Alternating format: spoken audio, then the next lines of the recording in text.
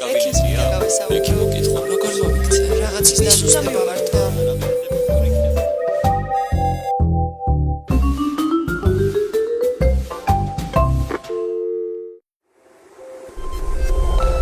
რა იწვევს არასასიამოვნო სუნს პირის ღრუდან?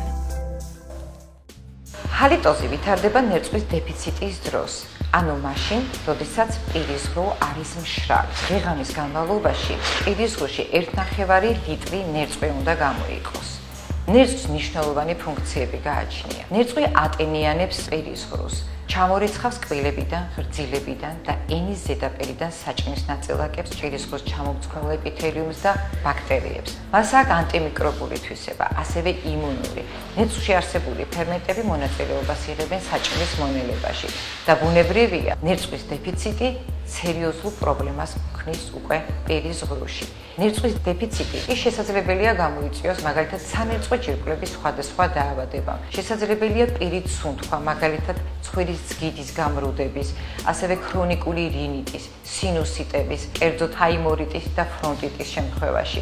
ასევე სითხის არასაკმარისი რაოდენობით მიღება ნერწვის დეფიციტს იწვევს. მედიკამენტების მიღება, მაგალითად ზოგიერთი ანტიჰისტამინური საშუალებები ნერწვის სეკრეციის დათრგუნვას იწვევს, ასევე შარდმდენი საშუალებები, რომლებიც დიდი რაოდენობით გამორიცხავს ორგანიზმიდან წყალს. ნიკოტინი და ალკოჰოლის ჭარბი მიღება, ასევე სტრესი. მათ შორის არაკონტროლირებადი დიაბეტი, ღვიძლის უკმარისობა, კუჭის დაავადებები, კერძოდ გასტრიტი, დუოდენიტი, წყლოვანი დაავადება, სანახვლი გზების პრობლემები, ბრონქების და ფილტვების დაავადებები, რომელთა დროს სისხლში მატულობს გარკვეული მეტაბოლიტები, ანუ ნივთიერებათა ცვლის შუალედური ან სავალოო პროდუქტები.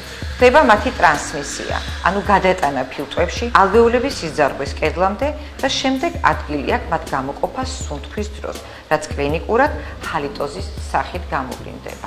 არასასიამოვნო სუნს პირის ღრუდან იწვევს ასევე ნუშურად ჯირკვლის ანთება, ტონზილიტები. ინტრაურალური, ანუ სტომატოლოგიური პრობლემებით გამოწვეულ მიზეზებს შორის მნიშვნელოვანია ღრძილის დაავადებები, ღრძილის ანთებითი დაავადებები, როდესაც პაროდონტულ ჯიბეში ჩნდება სეროზული ან ჩირქოვანი ექსუდატი.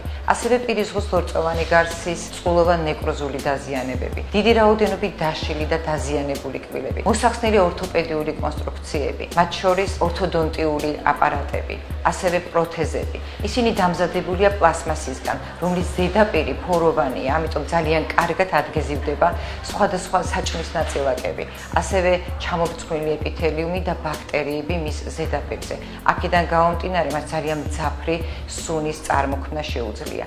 არსებობს სპეციალური წესები, თუ როგორ უნდა მოუვაროთ მოსახსნელ პროთეზებს და ბუნებრივია, რომ მათ ისეთივე მოვლა ჭირდება, როგორც ბუნებრივ კბილებს. და ბოლოს ენა. ენა ორგანიზმის სარკეა. ძალიან ხშირად არა მხოლოდ სტომატოლოგები, არამედ თითქმის ყველა პროფილის სპეციალისტი პაციენტის გამოკვლევას სწორედ რომ ენის დათვალიერებით იწყებს. ვინაიდან ძალიან ბევრი დაავადების მანიშნებელია ენაზე სხვადასხვა ტიპის ნადების არსებობა. მაგრამ ბუნებრივადაც კარგი ჰიგიენის პირობებში ენის ზედაპირზე ნადები ყოველთვის ჩნდება, ვინაიდან ენა არის ერთადერთი კუნთოვანი ორგანო პირის ღრუში, რომლის უკანა ზედაპირზე არსებობს ისეთი ტიპის თვრილები, რომელზეც ძალიან მარტივად ხდება საჭმლის ნაწილაკების და სხვადასხვა ბაქტერიის ადგეზია, ანუ მიწებება.